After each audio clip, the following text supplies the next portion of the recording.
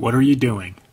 This simple question, answered by 140 characters or less, is changing how we experience world events.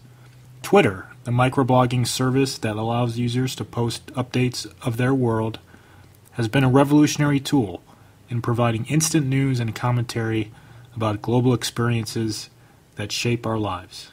Founded by Jack Dorsey, Biz Stone, and Evan Williams, the service was launched in July 2006 as a social networking site, but has quickly emerged as an alternative to the mainstream media, with eyewitnesses providing news. The easy-to-use service only requires a cell phone or internet access, allowing anybody to become a reporter. News no longer breaks, it tweets. Paul Safow, a Silicon Valley-based technology forecaster, said. On May 12, 2008, an earthquake struck China's Sichuan province. The quake had a magnitude of 7.9 and killed almost 70,000 people. News of the disaster quickly spread through the Twitter sphere. Users immediately sent out updates of shaking buildings and evacuated offices from Chengdu, Shanghai, and Beijing. Breathing normal again. Feeling an earthquake on the 31st floor was not fun, wrote Anna from Shanghai. Prolific blogger Robert Scoble insists he first learned about the quake on Twitter while on Google Talk. He claims Twitter users reported news of the quake minutes before the United States Geological Survey posted the tremor, and an hour before other news sites reported it. This is a timeline of what the first updates from the disaster looked like. Media critic Jeff Jarvis of BuzzMachine.com said, Twitter is becoming the canary in the news coal mine. It stands to reason. If you've just gone through a major event, you are sure to want to update your friends about it. If enough people are chattering about an earthquake at the same time, that's an immediate indication of a major news story.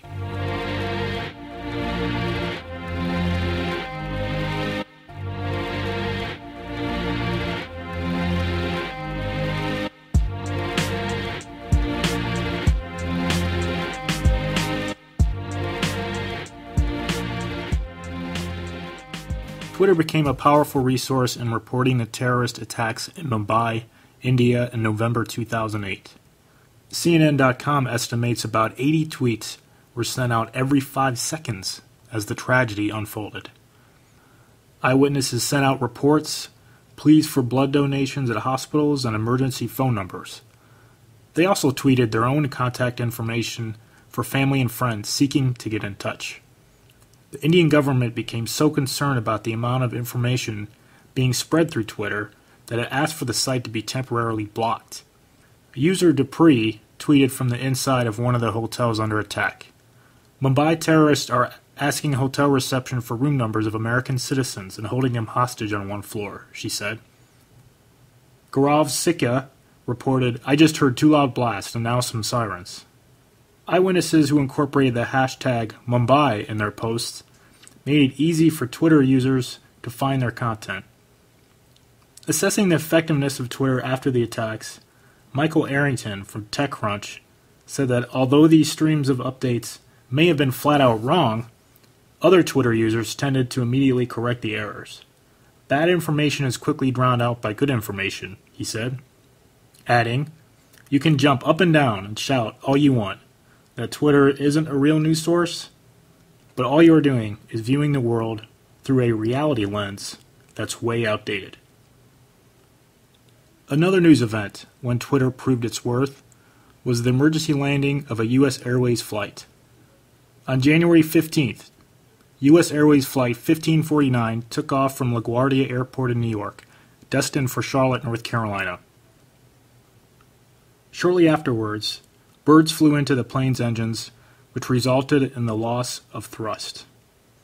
In heroic fashion, Captain Chesley Sully Sullenberger was forced to land the plane in the Hudson River. The first eyewitness report of the landing came from Jim Hanrahan 4 minutes after the plane went down, who tweeted, I just watched a plane crash into the Hudson River in Manhattan. Twitter user Janice Crumbs was on board a ferry that was sent to rescue passengers who were stranded on the wings of the downed aircraft.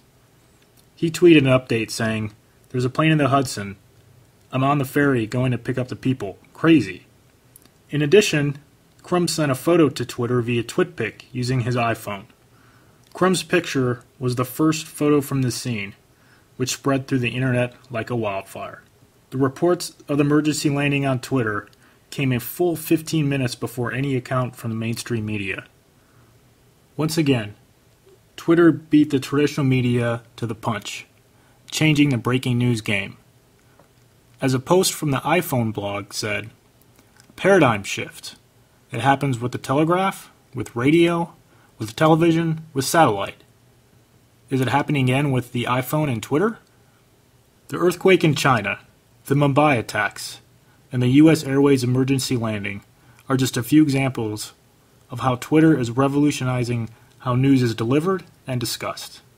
The service that started out as a way to communicate with friends has morphed into a news-gathering operation that provides a running commentary of major events around the world.